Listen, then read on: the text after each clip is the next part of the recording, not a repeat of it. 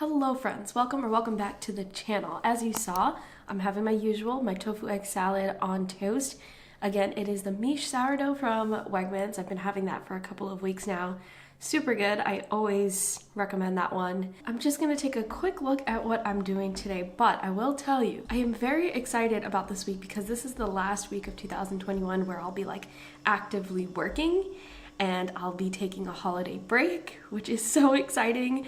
And that holiday break is going to be a week, so I'm just so thrilled about it. I'm still gonna be posting online and stuff like that, but it's just gonna be so good to have space and time in the day to relax and do things that I don't usually get to do, like, I don't know, play Animal Crossing or something like that. I'm taking a look at what I've got to do today. And what is today? Oh, today's Tuesday. I just have to do this YouTube video today. It's been like that for the past few weeks, if you haven't noticed. I think I've been purposely doing that so that I can sort of free up my space on Tuesdays.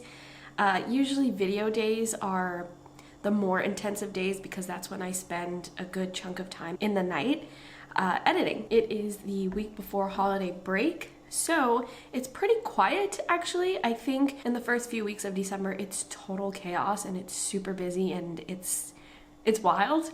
But then once it's a week before the actual holidays, I think a lot of people are taking their breaks, you know, they've done their work for the year and stuff. And so it's pretty chill, which I love so much. I don't mind working this week when everybody else is taking like their extra vacation because it's so chill. So yeah, that's where I'm at right now. As you can tell, I'm very excited. I'm in a good mood and I've got my fave. So I don't have anything to update you on at this moment. I wanted to give a big thank you to those who checked out my Going Vegan series on my blog, theconsciousrootnyc.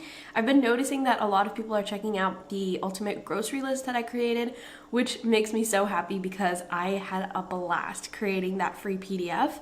I just think it is the cutest thing. So I'm glad you're checking it out. I'm glad you're downloading it. It is free to download. I'll put it in the description box. And just thank you, because I really appreciate you checking out the blog. It's a very, very new blog, and I just love seeing people check it out. I'll probably see you when I make my coffee. Also, for the Logan fans out there, he's just out of frame, as usual, if you want to see. As you know, it is coffee time. Making it in my French press, as I've been doing for maybe the entire month. You know the deal if you've been watching my videos. But speaking of French press and coffee and all that good stuff, I wanted to talk about gifts. If you're hearing a noise, it is my kettle going. But I wanted to talk about gifts, presents, and just like foodie related gifts, because I personally love those kinds of gifts. I don't think that's a surprise. I mean, this is a food channel, right? I love food. So I'm hoping that I do end up getting some food related presents this year. I asked for an Ember mug, which is what I was kind of hinting at when I was talking about dreading cold coffee, because that seems to be a thing. My coffee gets cold, it's so fast, and it drives me crazy because then I make a whole cup and then I don't get to drink all of it. But yeah, I asked for an Ember mug. Pretty sure I got one. It's so hard to keep secrets when you are buying gifts for a spouse, so I'm pretty sure Ian got an Ember mug for me. I also got a gift card, and I think I want to get myself a new pour over, because you're not supposed to be using a kettle technically to do the French press coffee. You're supposed to have like a gooseneck kettle, and essentially what a gooseneck kettle is, it's that instead of having like a wide spout like this that you usually see in kettles, it has a very thin, narrow kind of spout that looks like this. It's super narrow so that when you're pouring water into your French press, you can evenly distribute the water. There's like a whole science to it, and I know it's really nerdy and obnoxious, but I think I'm gonna gift myself that, and I'm really excited. And I don't know if I'm gonna be getting any more gifts that are foodie related, but I did want to show you what I recently got. I guess it's another gift to myself. I gifted myself. I can't believe I'm doing that. I really shouldn't be. This. I've been wanting this for years and I'm always talking myself out of getting it. But when I went to Queens, which I've mentioned before in past videos, that's where I'm from, I went to one of my favorite local shops. It's like a gift shop, a novelty shop. I love going in there to see like quirky things because they always carefully curate their items, their products. And I went in there to pick up some things because I had a coupon to use and I spotted this in there. This is the Brightland Olive Oil. I'm sure you've seen it around. I'm sure you've heard of it. It is just some fancy olive oil, but it just looks so good. And I just wanted to try it for like once in my life. Even if it's overpriced, I still wanted to try it. And honestly, for a bottle of this size, it's like in the $30 to $50 range, depending on where you get it.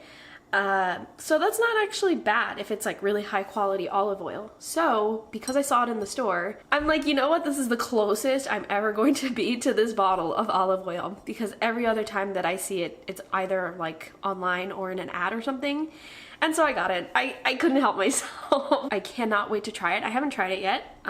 This one is the Rosette 100% garlic olive oil. I wasn't able to get like a neutral one that you use for cooking, which might be a good thing here. I feel like because now this is like a garlic olive oil, you can kind of put some in a bowl and just dip bread into it and then enjoy the olive oil for what it is. Let me know if you've tried this before and let me know what you think of it, or whatever variation, because I know they have several. Let me know if you asked for any foodie presents this year, if it was on your wish list, or if you got somebody a foodie gift, because I love those. I love looking at gift guides that are specific to foodies. As always, using my Milkadamia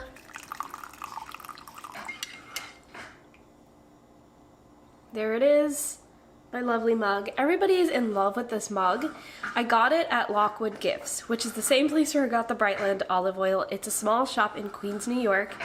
I think it was the only one because I tried to find it online on their online store to link it for you and I could not find it. So I think I got the last one. I'm so sorry. So I'm gonna go get back into work, my chill day of work, and I'll talk to you at lunchtime. Hello again. It is lunchtime and it's one of those weeks where I have a ton of leftovers, and I'll explain why, because I feel like I'm constantly having leftovers. I don't order out often. It's usually only on the weekend, but I never finish a meal whenever I order takeout because it's usually so big.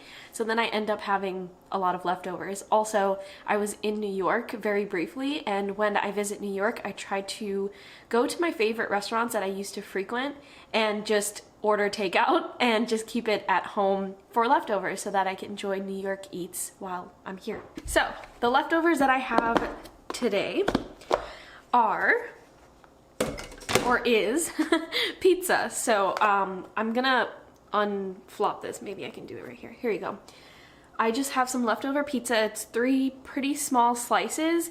It's from a place called Green Fusion. This is actually a local spot for me. And the pizza is essentially like a tofu veggie pizza. So it's got zucchini, bell peppers, I think there are onions, and then there are some marinated tofu cubes on it, vegan cheese, and I think the sauce base isn't tomato, it's like a masala kind of base, and then just on pizza crust. So I'm gonna heat this up. So while my pizza is heating up, I wanted to share a recent item that I spotted in an interesting spot in World Market. I don't know if that is a place that is widely available to shop at, because when I lived in New York, I never knew what World Market was until I moved over here. And while I was browsing, I spotted this. Of course, because the giant vegan word plastered on the front. It's vegan cocoa spread with hazelnuts. So I was like, this is probably gonna taste like Nutella, hopefully. I love Nutella, and this stuff, it tastes exactly like Nutella. Let me show you what it looks like. Look at that. Look at that. It's so velvety and smooth. It tastes exactly like Nutella. I just did a really quick dip in there to see what it tasted like, and yeah, it tastes like Nutella.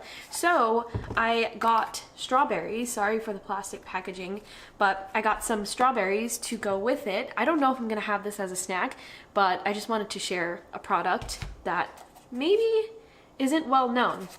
The brand is Sicini Family Spreads. It's a Greek product. It's from Greece. And if you know anything about World Market, it has like a lot of global foods and snacks and drinks and stuff like that. So that's probably why I found it there. And I think there was another variation of spread there, but I just picked this one up because it looked like Nutella. All right, here are the slices. Here are those pizza slices. I say small, but this is actually a pretty big meal for me. I just think they're small in comparison to like the standard New York slice. I feel like the standard New York slice is all three of these combined, if you know what I'm talking about. But this is gonna be a really good meal for me. It's very warm. I hope I don't burn myself tasting it for you. It's getting a little floppy since I microwaved it instead of like toasting it in the oven. That's really good. I'm a huge fan of tofu. I like tofu, I think, the most out of any vegan protein. This is the exact kind of pizza that I would love.